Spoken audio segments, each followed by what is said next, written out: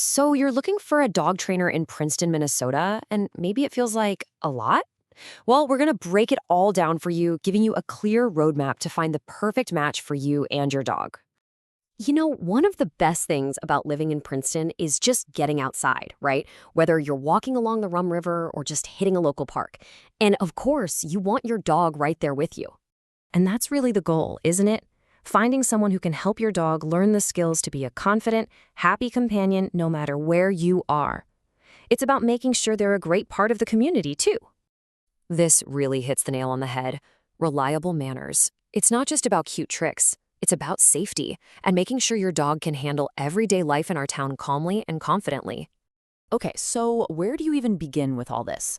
Well, before you even start looking at specific trainers, it's really helpful to get a handle on the philosophy behind effective modern dog training.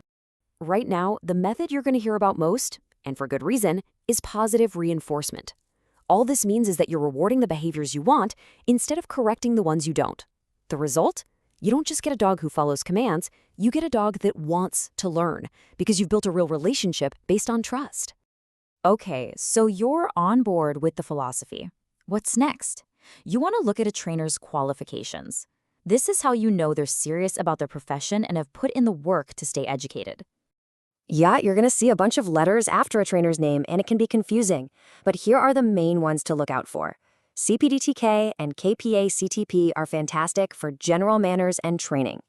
Now, if you're dealing with tougher stuff like serious anxiety or aggression, you'll want to look for those more advanced certifications, like a CVCCK or an IAABC CBDC.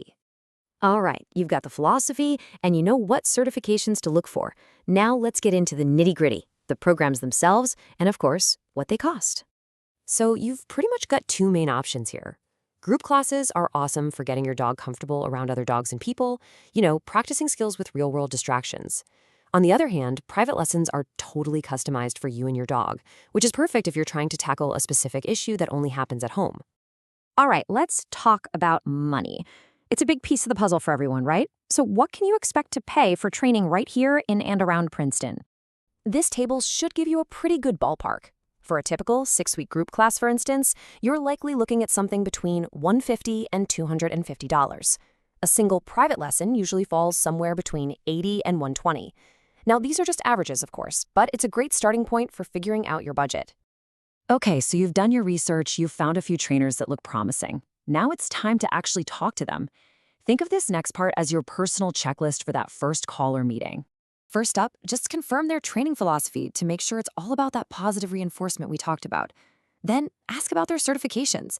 And hey, don't be shy about asking for a reference from another dog owner right here in town. See if they'll do a consultation so you can see if it's a good fit.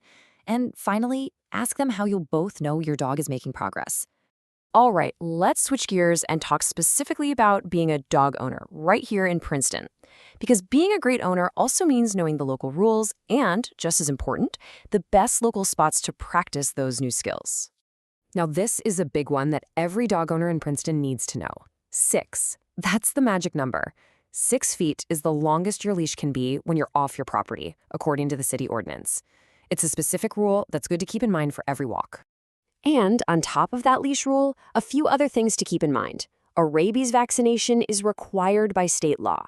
And remember, good training can really help make sure that barking doesn't become a problem with the neighbors. Okay, so you know the rules. But where can you actually go to work on all this great new training? The good news is, we've got some fantastic options around here. Well, for starters, the Princeton Dog Park. It's the go-to spot for practicing that off-leash recall in a safe, fenced-in area. If you want to work on polite leash walking around all sorts of natural distractions, the trails at Rum River Central Regional Park are just perfect. And for a bigger day out, you can test those skills on the leash trails at Mille Lacs Cathio State Park. At the end of the day, all this work is so worth it.